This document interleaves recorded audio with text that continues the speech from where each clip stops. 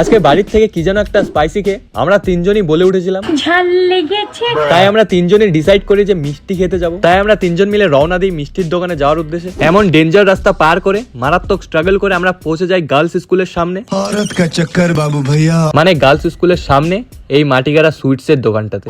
যাই হোক, এবার মিষ্টির দোকানে ঢুকে ফার্স্ট নিয়েছিলাম কেসার মালাই চপ। আর এটা খেতে জাস্ট মারাত্মক লাগলো। সত্যি বলতে সিঙ্গারা থেকে যা যা খেলাম সবকিছুই প্রায় মারাত্মক লাগলো। আমি তো ভাবছিলাম এত মিষ্টি খাচ্ছি সুগার না হয়ে যায় এখন। ও অবশ্য হলে তিনজনের একসাথে হবে, আমার একার কেন হবে।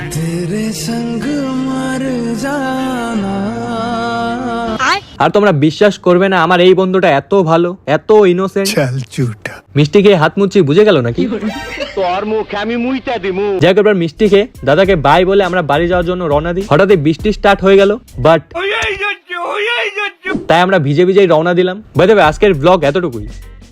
বাই।